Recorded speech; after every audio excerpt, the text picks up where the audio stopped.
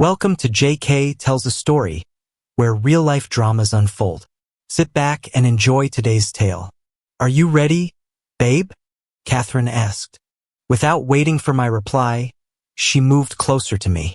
God, I've missed this, she smiled down at me.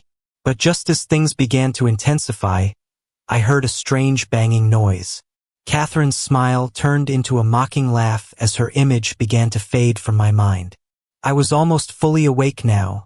The dream or nightmare as it always became was gone. I realized the noise was someone pounding on my front door. Struggling out of bed, I grabbed my robe and made my way to the door of my apartment. Mr. Brennan, open up. It's the police. I heard a voice demand as I got closer. Upon opening the door, I was confronted by 4 men, 2 in police uniforms. One of the plainclothes officers stepped forward. Marcus Brennan? I'm Detective Sergeant Hayes, he said, flashing his badge. Can we come in? I'd like a word with you. I'd seen enough badges in my life to know it was genuine at first glance. But having grown up on what some folks would consider the wrong side of Chicago, I asked for a better look at his badge just to mess with him a little. I didn't know what these guys wanted, but I hadn't done anything I needed to worry about. Okay, what's this all about? I asked as I switched on the coffee maker after leading them into the kitchen. If you don't mind, I'll ask the questions, Detective Hayes replied. In that case, I won't answer any questions until my attorney is present. Got something to hide, Mr. Brennan? He demanded. Alarm bells started going off in my head. I'd known Detective Jake Morrison, the other guy, for years. He knew my name was Marcus to everyone. The Mr. Brennan bit spelled trouble. No, but I feel slightly outnumbered here. If you want to ask me questions, I want to know what context you're asking them in. It's not often I get woken up at. I looked at the clock. 5:30 a.m. What's so damn important that you've got to wake me at this hour? I'm making inquiries concerning your ex-wife's accident. What accident? Your ex-wife was involved in an accident last night, and I'd like to know where you were around 11 p.m. I was here alone, as I am most evenings nowadays. Is Catherine badly hurt? She's in intensive care, but the doctors tell me the prognosis is reasonable.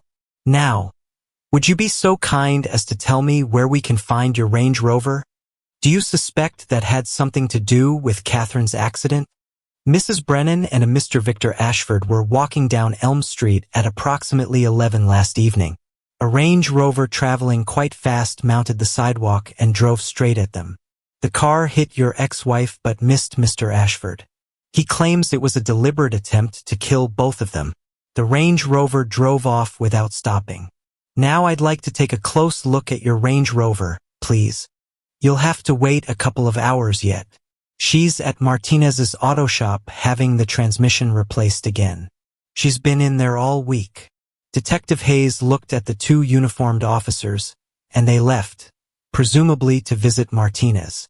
Is there any way you can prove you were here last night, Mr. Brennan? That's a good one. How the hell am I supposed to prove I was alone in my apartment?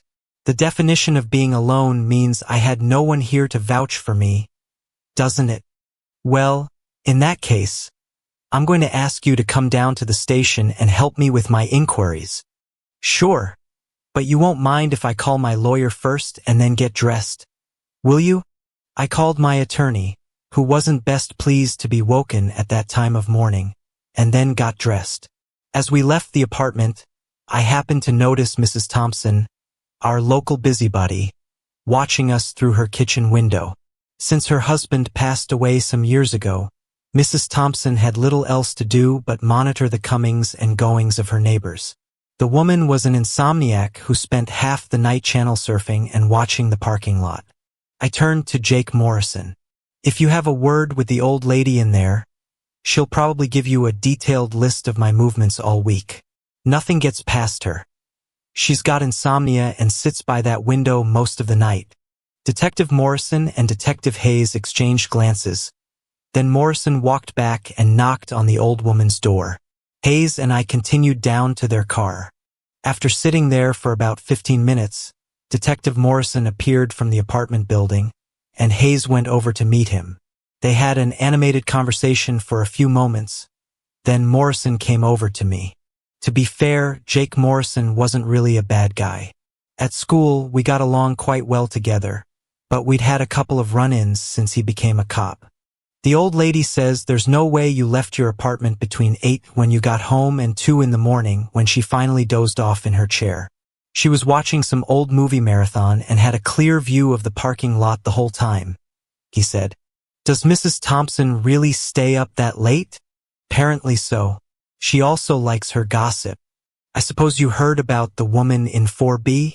The old lady thinks she's running some kind of business while her husband's overseas. Yeah, I got the full story on that one. Anyway, the sergeant thinks what the old lady says clears you. Mind you, he's still going to take a good look at your car. That's his prerogative, but he won't find anything. Anyway, what hospital is Catherine in?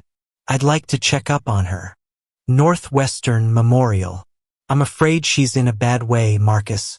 She's in the ICU and they're not sure if she'll pull through. You realize we have to treat it as attempted murder until we know for sure which way things go. And with that last incident between you and Catherine, we have little choice but to investigate your whereabouts. Don't worry. I understand you've got a job to do. Right now I'm going back up to shower. Then I'm heading down there. Marcus, you're still hung up on that woman, aren't you? What do you think, Jake? You've known us long enough. But she left you for that sleazy guy Victor Ashford, didn't she? To be honest with you, Jake, I'm not sure what happened at first. But you know me. Once I lost my temper, I wouldn't listen to any explanations and just blew up. I thought she divorced you. She did, but she didn't have much choice. I was going crazy and threatening her and Ashford. I suppose that's what sent your Detective Hayes around here so quickly. Not really. It was Ashford who pointed the finger at you. Look, I think we need to have a word off the books about all this later on, if you don't mind. I'll be at Murphy's around 6. I tend to eat there as soon as the kitchen opens. I'll try to make it there tonight. I'd better go now. The sergeant is getting impatient. He hasn't had his breakfast yet. Oh, what was his plan?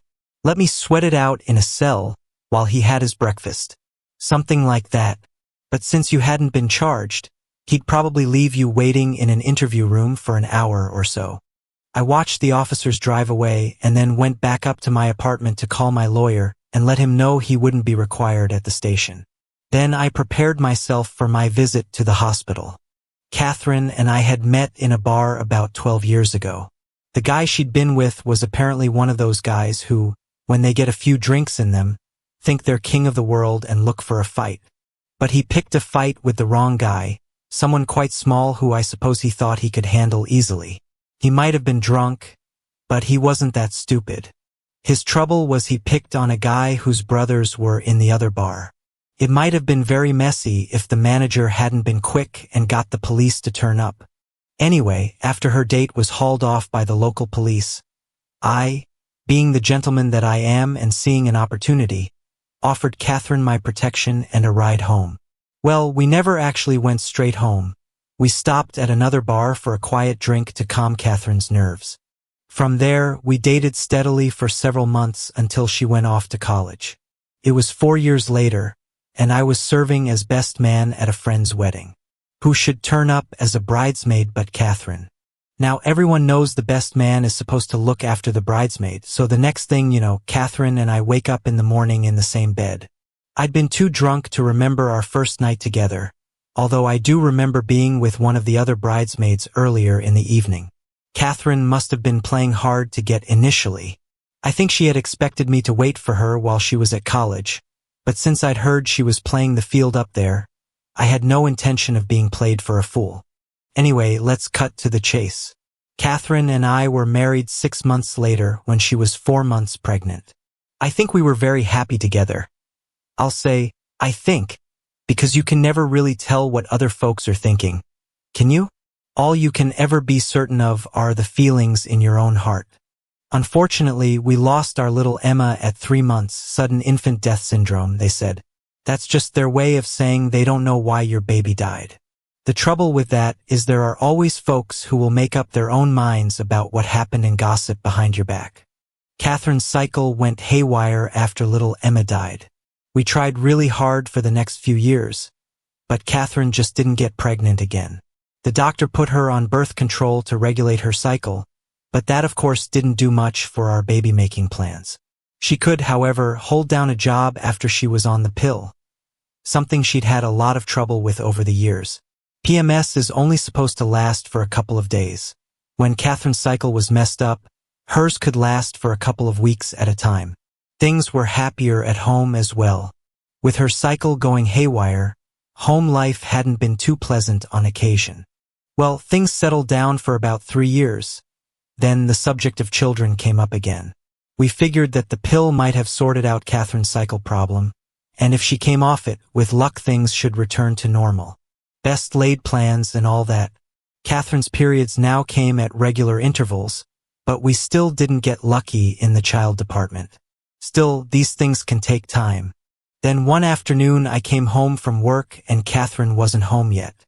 She was always home before me. I started getting dinner ready. Well, I tried, but I'm not much good at cooking. After wandering around the kitchen like a lost sheep for half an hour or so, I resorted to the old standby and called the local Chinese place to have takeout delivered. By 7, the Chinese food had arrived, but there was still no sign of Catherine. I've got to say, by now I was getting very worried. After all, you read some strange stories in the newspapers nowadays. I called her office, but the security guard said they had all left hours ago. I started calling her friends from work. Luckily, we had one of those personal phone books by the phone, and Catherine had written everybody's number in it. I couldn't get an answer from any of her coworkers, so from that I assumed she must have stopped for a drink with them after work. But by now it was past 9. Well, it was 1:30 when the taxi pulled up outside and a very noisy Catherine staggered out, shouting good night to her friends. I took up a position in the kitchen, awaiting her arrival. I think I should point out here that we tended to use the kitchen door as the main entrance. It's just the way our townhouse was laid out when they converted it from the original warehouse. It was the nearest door to the parking area. Maybe I overdid the look of disapproval I had on my face. I'm not sure, but when Catherine walked in the door, she took one look at me and then, before I could really get into playing the annoyed husband, she just said, "Screw you. I've got a right to go out for a drink with my friends now and again."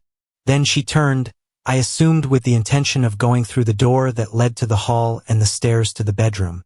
Unfortunately, Catherine opened the door to the basement instead and promptly tumbled down the stairs. As quick as I tried to be, I wasn't able to get there in time. When I saw Catherine turning the wrong way, did I shout a warning to her? I really couldn't remember. I just saw her disappearing through the basement door.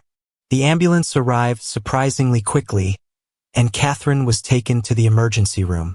Luckily, Catherine hadn't broken any bones. The doctor said that was most likely because she was intoxicated, something to do with the body being relaxed. But she had taken a nasty bump on the head and was suffering from a concussion, so they kept her in for observation. What I couldn't understand was her attitude toward me that night. But then I didn't like what one of the doctors said to me. He asked if Catherine and I were in the habit of taking recreational drugs. I told him there was no way either of us took any drugs. He just raised his eyebrows and went to turn away. Look, I've never been one to hold my tongue, so I asked him to elaborate on why he'd asked the question, but he wouldn't. The following day, when I went to visit Catherine in the hospital, quite late, as I had been up most of the night, Detective Jake Morrison was coming out of her room as I arrived. He just said hi to me and kept on walking past. When I asked Catherine what he was doing there, she said he was investigating her accident. But Catherine apparently had no recollection of the previous day at all. That evening, after I arrived home, Detective Morrison came to call. I had to give him the full story of the previous day's events. He took a good look around the kitchen and at the basement stairs. I had to show him where I had been sitting. I pointed out the security camera I'd had installed after a break-in the year before. It covered the back entrance where Catherine had arrived home. Then I found and played him the part of the video that showed Catherine arriving home so he could see and hear her getting out of the taxi and stumbling toward the house. After that, he did what I thought was a strange thing. He asked me to go outside the door and shout. I never could understand the point of that, but it did give him a little time alone in the house. After he asked me to come back inside, he requested that I play the video of Catherine coming home again. Only this time he asked me to let it run on a little longer. I was surprised that you could not only hear me shouting to Catherine that she was going through the wrong door but also her scream as she fell. He left, apparently satisfied that it had been an accident, but he steadfastly refused to tell me why he thought it was anything else. It was the next day when I visited Catherine in the hospital that I first laid eyes on Victor Ashford. As I walked along the corridor, several of her friends from work were coming away from her room.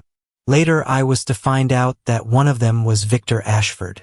When I entered her room, Catherine told me the doctor had told her she could go home but was to take things easy for a while. I helped her get dressed and then drove her home. Of course, I wanted to know why she hadn't contacted me to let me know she was going out with her friends, but she claimed she had no recollection of the day of the accident at all, so she couldn't tell me. What I was really upset about was her attitude when she got home that night. I had never stopped her from going out with her friends, just as she didn't object when I went for a drink with the guys. However, we always let each other know what was going on so that we wouldn't worry. For the next few months, things appeared to go on as normal, but I noticed there was a greater distance between us than usual.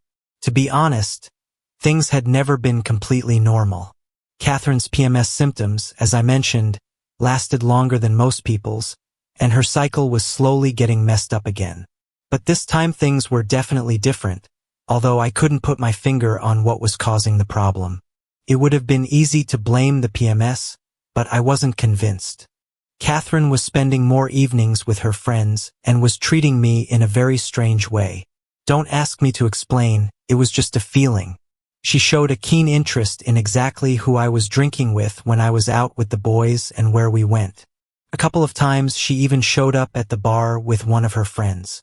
In hindsight, I should have suspected something, but since her friend Rachel, whom she usually brought along, was sweet on one of my pals, I took no notice.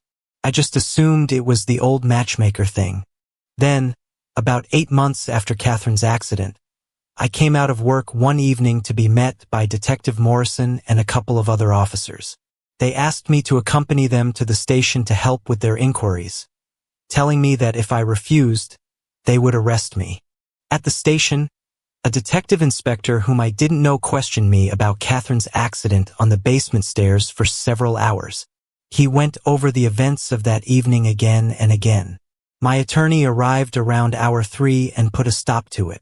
After that, they suddenly told me I could go home. When I got home, I was totally shocked to find that Catherine had moved out of the house. No note of explanation, nothing. I tried to call her on her cell phone. We had gotten cell phones after our last problem so we could get in touch with each other wherever we were, but her phone was switched off.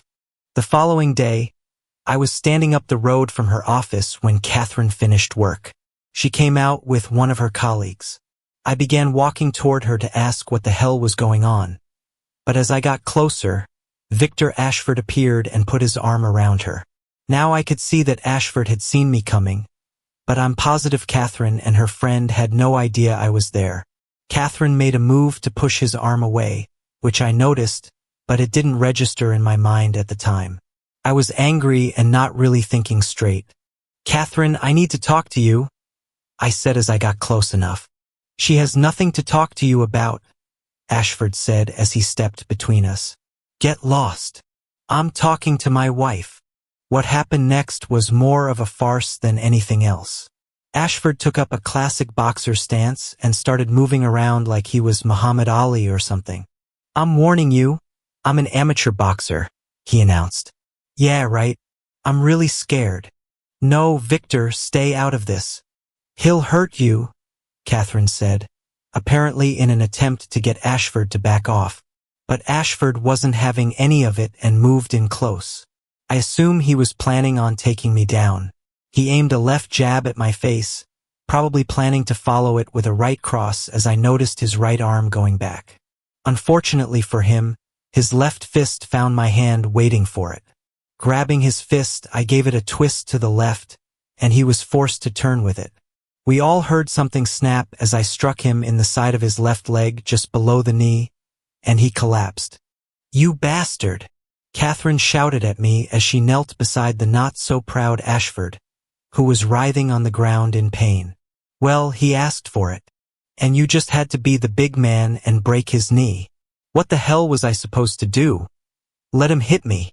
You shouldn't be here. I don't want to see you anymore. And I certainly don't want to be married to a man who tried to kill me. What the hell are you talking about? I've never done anything to harm you." "Oh yeah?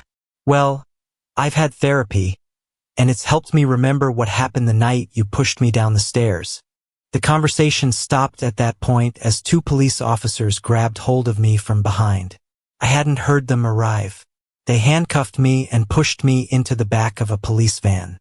At the station, I was charged with assault and battery and then shoved into a cell.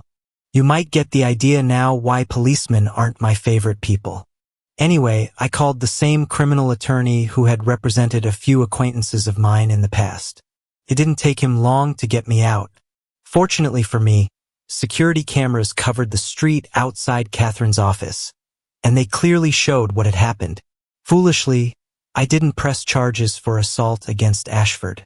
The video, although it had no sound, definitely showed him attacking me.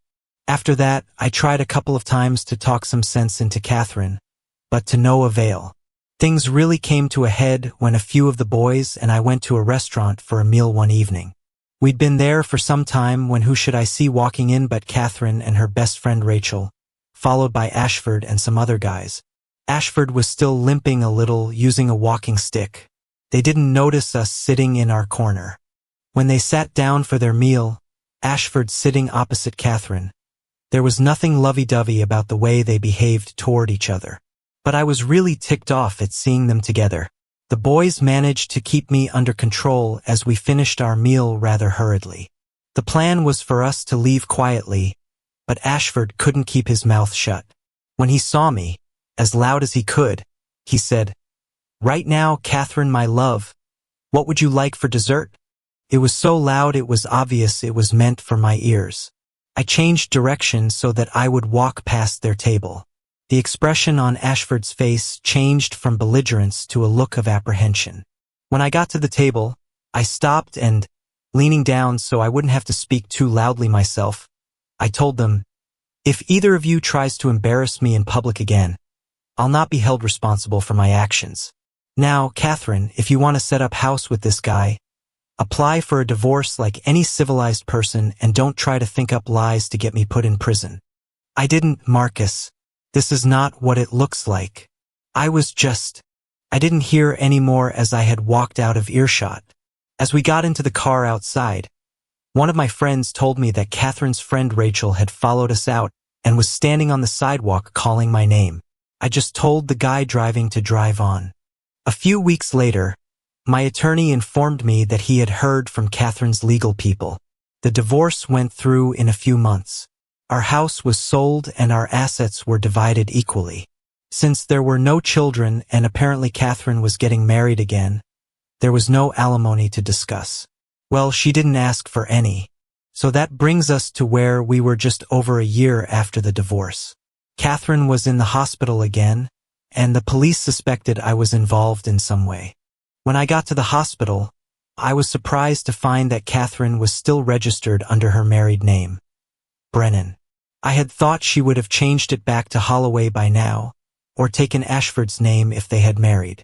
After I had identified myself to a nurse, she showed me into a room and asked me to wait for the doctor. "Mr. Brennan?" the doctor asked as he entered the room. "That's me. I'm sorry, I am confused. There was a man here earlier who said he was Mrs. Brennan's fiancé. He could well be. I haven't seen Catherine for over a year now. I'm her ex-husband. But you remember the vows, in sickness and in health, for better or for worse and all that. Just because we're divorced doesn't mean I'm not concerned about her. This is a bit unusual. But besides her fiancé, there doesn't appear to be anyone else. No other relatives? That's correct, as far as I'm aware. Catherine has no other relatives. She was orphaned some years ago, before I met her. I'm not sure how we proceed with this one, but it can't do any harm to tell you, and we may need someone to help us with the medical decisions. Her fiancé tells us she's recently converted and become a Jehovah's Witness, but really we need to operate on her, the sooner the better. Her fiancé says she wouldn't agree to a blood transfusion or invasive surgery, but without it, she's going to die. Jehovah's Witness? What the hell are you talking about? Catherine isn't religious, and she couldn't have changed that much. No? Hang on a minute. I know she isn't. I saw a friend of hers the other week, and I'm sure she would have told me if Catherine had suddenly gotten religion. Give me a minute, and I'll check with Catherine's best friend Rachel. I'm surprised she isn't here anyway. I got out my cell phone to call Rachel. She would know if this Jehovah's Witness thing were true or not. But the doctor stopped me and told me to turn my phone off and use a landline. Then I called Catherine's office. Rachel was shocked to hear that Catherine had been in an accident. I asked her why Victor Ashford hadn't told everyone at the office about it, and she informed me that Victor had left the company several months ago. When I mentioned the Jehovah's Witness thing, Rachel was shocked and said there was no way that was true. I told the doctor, who was still standing there waiting, and he asked me if I could get Rachel to help us. The hospital's risk management team had been working on getting emergency authorization to proceed with treatment despite the fiancé's objections, especially since we now had conflicting information about the patient's religious beliefs. It took most of the day, but the hospital's lawyers eventually got emergency court approval to proceed with life-saving treatment. Rachel arrived just as the legal issues were being resolved. The doctor immediately called the surgical team, and Catherine was in the operating room by the time we settled into the waiting area. Strangely, when the legal proceedings were completed, Victor Ashford was nowhere to be found. I was sitting in the waiting room when Jake Morrison arrived. "I see you never made it to Murphy's. I guessed you'd still be here," he said. "Christ, what time is it?" I asked. 7:30, he replied. "Damn. Where's Rachel?" I said as she rushed out of the room, presumably to call someone and postpone a date. "How is she?" Morrison asked. "Still in the operating room. She's been down there for hours. I hope she makes it." "Thanks, Jake. Now, what did you want to talk about?" "Well, you know what they say about a cop's nose. It was something the old lady said to me this morning. I'm pretty sure someone was trying to set you up for a fall last night. That nosy neighbor of yours spotted a Range Rover just like yours coming into the parking lot by your apartment a couple of times last night. It was in there twice, once about 1:30 and then again about 11:30. The second time it turned up, it only had one headlight working. I get the feeling whoever was driving it was playing dirty. If it happened to pass any traffic cameras en route to the accident, it would show up at the right time on the right cameras going both ways. I suspect they expected your car to be parked in the parking lot, and they would have most likely smashed your headlight to match the damage on the Range Rover that hit Catherine." "But why?" "Hang on, I haven't finished. You remember when Catherine fell down the stairs the other year? I came around and had a word with you. Well, we were acting on an anonymous tip. I'll give you one guess where that tip came from. I must have looked confused. The pay phone in the lobby of Catherine's office building. We know it was a guy because it was recorded, and guess what time it was made? Just after half a dozen of them had returned from visiting Catherine here. I think she told them she couldn't remember what had happened the day before, and one of them decided to get up to some mischief. Well, since that day I've had a good idea who, but I haven't been able to figure out the why. Of course, you beating him up didn't help any. You think Ashford was trying to drive Catherine and me apart? I'm sure he did. What better way to separate a couple than to get her to believe her husband tried to kill her? Rachel returned at this point. Well, I suppose he wanted Catherine divorced and single so he could marry her. He might want to marry Catherine, but she doesn't want to marry him, Rachel said with an uncharacteristic tone to her voice. But they're engaged, I said. According to him, but not according to her. She goes out with him socially, but that's all. I don't think they have even kissed each other, let alone anything else. He's asked her to marry him on more than one occasion, but she's got a problem about accepting. He tells everybody that they are engaged, but sometimes Catherine has had a real argument with him over it. I don't understand. What's her problem? You lunkhead. She's in love with you. Talk sense, Rachel. Catherine divorced me. Remember? Yes, because she was scared. Catherine has been in a real mess for the last year or so. Ever since Victor started telling her you were playing around with that girl. Catherine knew you wanted to get her out of the way so you could marry the mother of your children. What the hell are you talking about now? I haven't been playing around with anybody, and I certainly haven't got any kids out there. Well, that's what she believes because Victor put the idea into her head that you've got a girlfriend somewhere, and she's convinced you tried to kill her. I know she's been very confused that you haven't moved in with this imaginary woman. Rachel's right, Marcus, Jake added. And I think it's Victor Ashford who's been putting these ideas into Catherine's head. I'm pretty sure it was Victor Ashford who accused you of pushing her down those stairs. It was Victor Ashford who attacked you outside the office that night, and it was Victor Ashford who claimed it was you driving that Range Rover last night. But what's the guy up to? Assuming that it was him who organized that so-called accident last night, what the hell is his motive for trying to kill her? Surely it couldn't be because she wouldn't marry him. I know it doesn't make sense, but that's what we've got to find out. Find the motive and you've normally got the crime solved. Whatever, with all that nonsense about Catherine being a Jehovah's Witness, he certainly showed his hand. It looks to me like he wants Catherine dead for some reason, Jake said. Let's start at the beginning. 1. He or someone plants the idea in Catherine's head that you've got someone on the side. They added some children to make it look like a long-term affair. 2. Someone convinces Catherine that her falling down the stairs when she was drunk wasn't an accident. Oh, by the way, you do know that Catherine didn't have enough alcohol in her blood that night to be legally intoxicated. That's ridiculous. She could hardly stand up. Well, that isn't what the blood tests they took here showed. The trouble is, they left it too late to find out what else could have been in her blood that night. The doctor thought she had taken what he termed a recreational drug, but that could mean anything. You think Ashford drugged her? Do you think he was trying to get her into bed that night? I asked. No, it wasn't Victor who had those kinds of ideas, Rachel interjected. It was some friend of his. Look, we all went to the bar for a drink that night to celebrate one of the other girls' birthdays. Around 7, some of us went up the road to get something to eat. Catherine didn't come with us.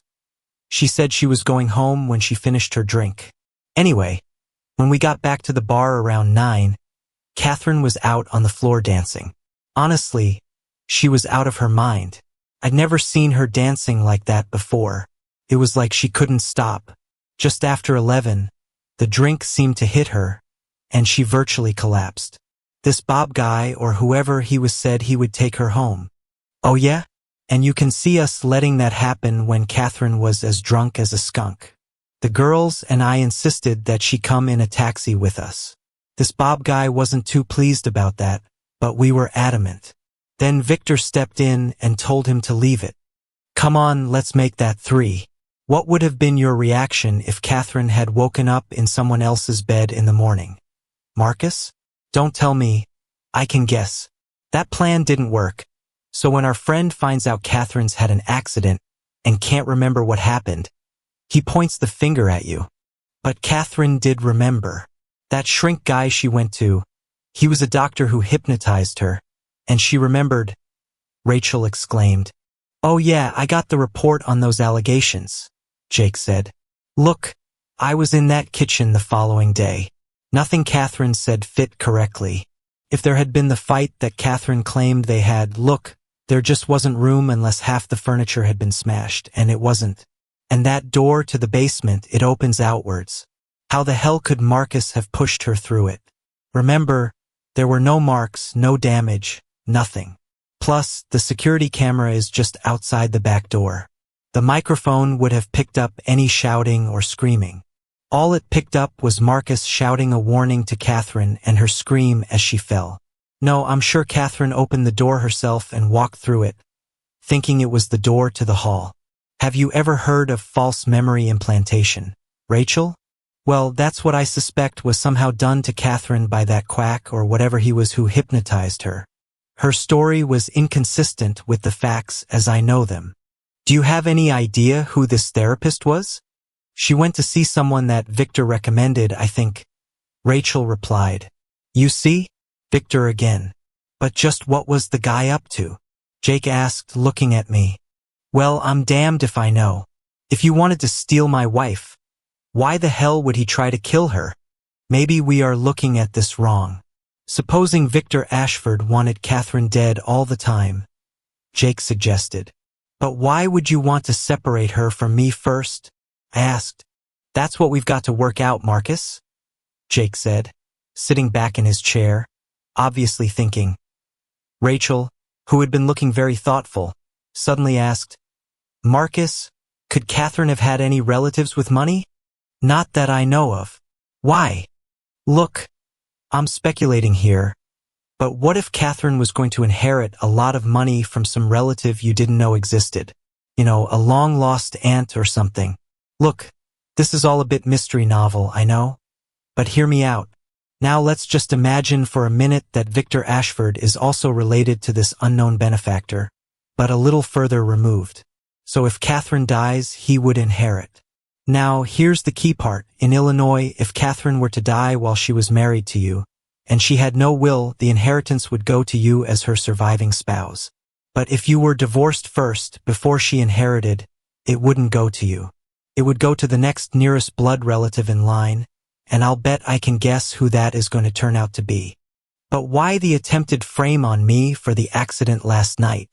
Because you can't legally benefit from a crime in this country. There's something called the Slayer statute. Even if Catherine had inherited money while you were still married, if you had killed her, you couldn't inherit anything under Illinois law. We both sat there looking at Jake. Far-fetched, I'll give you, but it certainly fits the scenario. I'm going back to the station to see what I can dig up on our Mr. Victor Ashford. And while I'm at it, Marcus, give me Catherine's maiden name. Do you know where she was born? Holloway. Her maiden name was Catherine Holloway, but I haven't got the faintest idea where she was born. She's never been very forthcoming about her childhood. All I can really tell you is that she's an orphan, but her birth certificate must be somewhere. I'll need to find it if I can. I think there must be a copy in the files at home. I don't remember her taking it with her. I'll have a look and dig it out later, right? If you don't hear from me first, call me on my cell. Here's my number, Jake said as he gave me a card and then left the room. Rachel and I sat alone together for another hour before one of the doctors came in to see us. The operation was over. Catherine had a fractured skull, and there had been a lot of bleeding into her brain. We gathered they had had some difficulty stopping the bleeding. I wouldn't say the doctor was pessimistic, but he was frustrated that Victor Ashford had delayed the operation with all the nonsense about Catherine being a Jehovah's Witness. With the way medical malpractice litigation goes nowadays, they needed to get proper legal authorization before they could proceed with emergency surgery when there were conflicting directives. Once they had it, he said the prognosis was fair but not good. They would keep Catherine sedated for the next few days while they waited for some of the swelling in her brain to go down. Rachel and I went in to see her, but all we could see were bandages and tubes everywhere, like those machines beeping away on TV. The doctors told us Catherine had numerous broken bones, but it was the injuries to her head that they were most concerned about. Rachel and I left the hospital together and went for a meal at a nearby diner. I dropped Rachel off at home, and she asked me to pick her up and take her back to the hospital in the morning. She had no intention of returning to work until she knew Catherine was all right. At home, I searched our files for Catherine's birth certificate, but couldn't find it. Then it struck me, none of our papers were there. No marriage license or property deed, and Catherine's old passport was gone. I'd given her current one to her attorney when he asked for it during the divorce proceedings, but I was sure he hadn't asked for her other papers. Yes, I had been playing games during the divorce. If Catherine didn't ask for something specifically, she didn't get it. When you're playing a losing hand, any small victory makes you feel a little bit better. I didn't sleep well that night. I don't think I slept at all. Rachel and I were back at the hospital at 8. But there was no change in Catherine's condition. Victor Ashford hadn't shown up again either.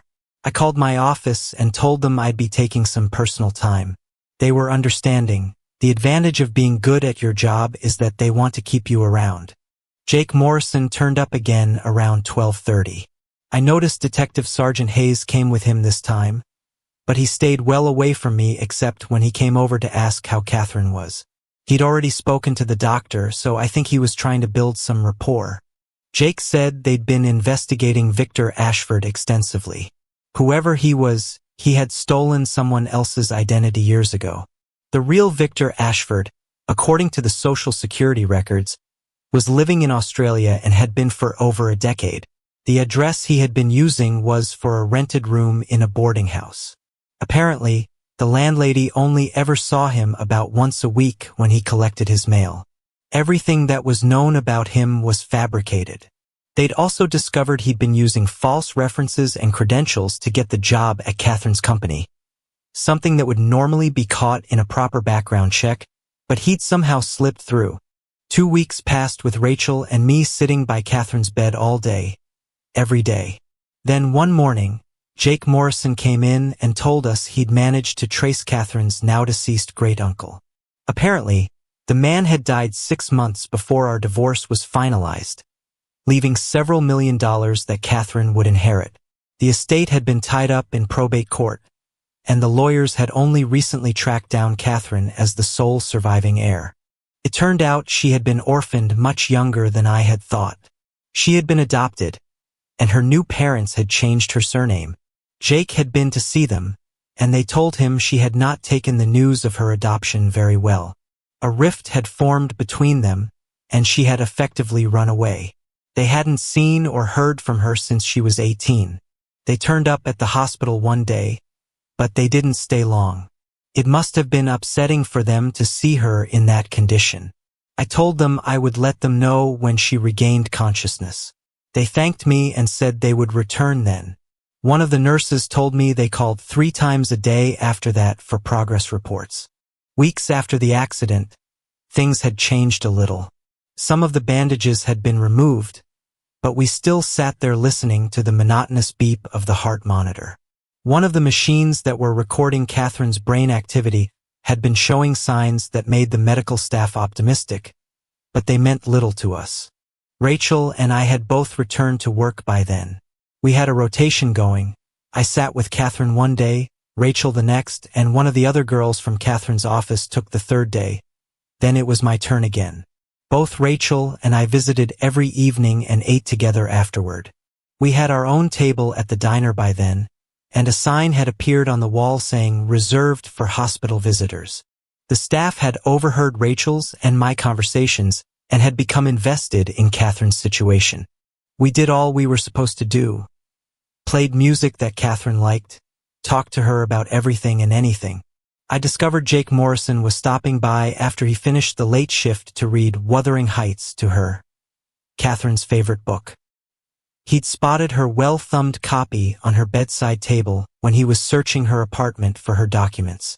We never did discover when the papers were taken from my apartment or by whom, but we never found any of them. One morning I thought I was talking to Catherine, but I must have been more tired than I realized.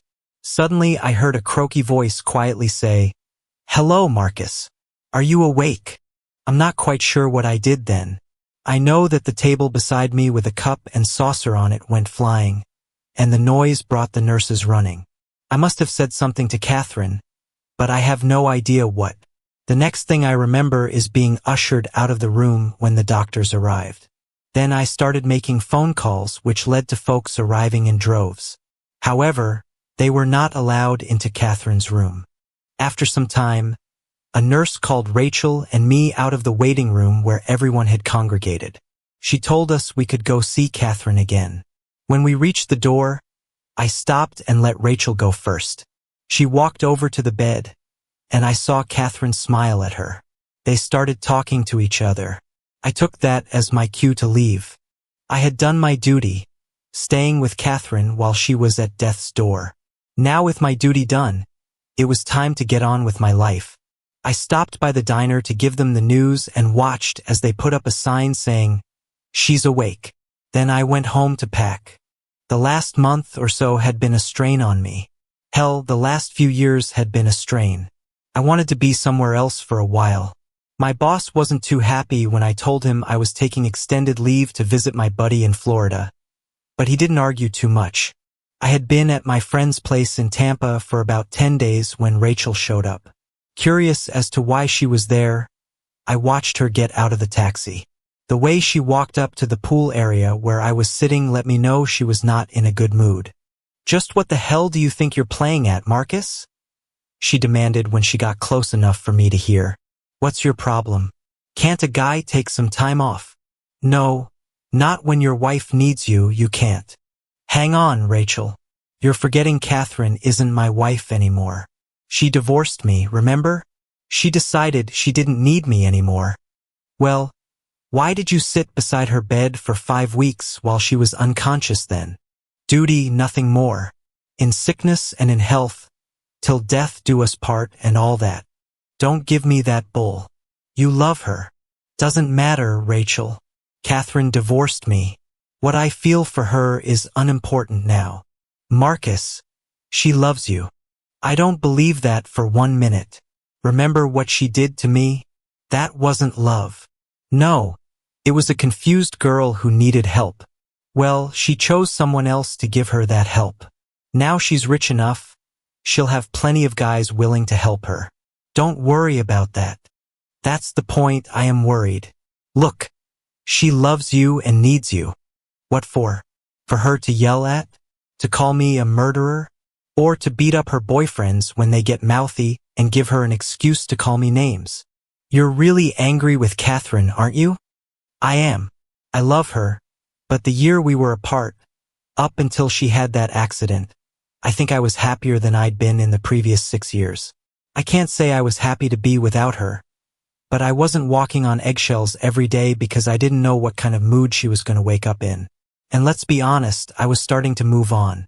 It may sound cold, but sitting by her bedside for weeks made me realize I'd been holding on to something that was already dead. But Marcus, Catherine was suffering from, oh yeah, PMS or whatever you want to call it.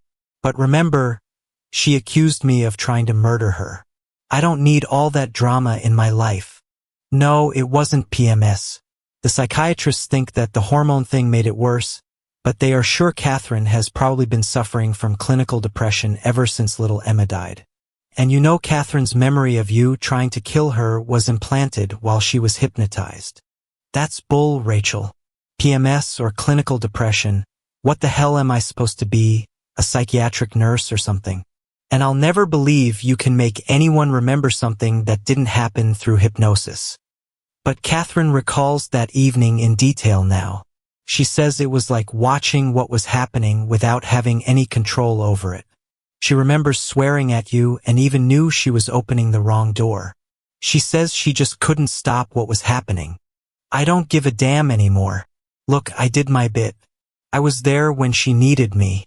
Now I'm going to live my own life and forget about Catherine. Oh, I've wasted my time coming here then. You sure have, Rachel. Rachel never said goodbye. She just turned around and walked slowly back to her taxi. She stopped and looked back at me one more time before getting in. Then it drove away. I had been back from my vacation for a couple of weeks when Jake Morrison stopped by on a Saturday morning.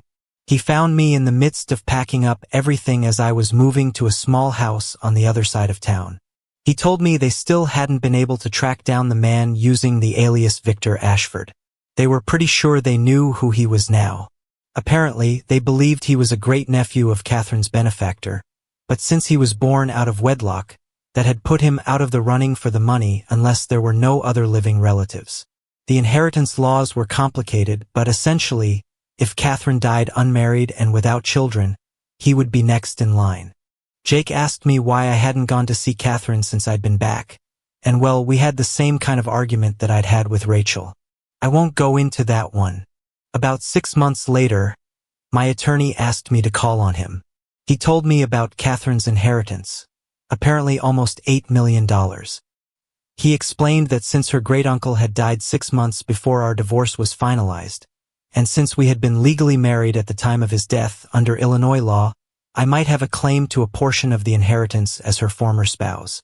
However, Catherine had specifically requested that the estate lawyers contact me to make sure I understood I had no legal claim to the money, since the inheritance hadn't been distributed until after our divorce. I told my attorney I didn't want any of it anyway. He looked at me like I was crazy, but I meant it. During the next year, I did change my job. I was headhunted by another company where I made a fresh start and started dating some of the girls in the office. Nothing serious. Once bitten, twice shy, and all that. One of the girls I went out with was a member of the local country club, and she introduced me to golf. It was more exercise than I'd had in years.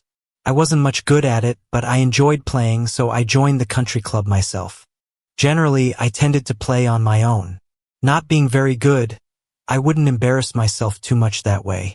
There are 3 courses, so by making an early start in the summer, I was usually alone on the course most of the time with no one breathing down my neck. One morning by the 5th green, I was hunting for at least one of the balls I'd managed to knock into the woods.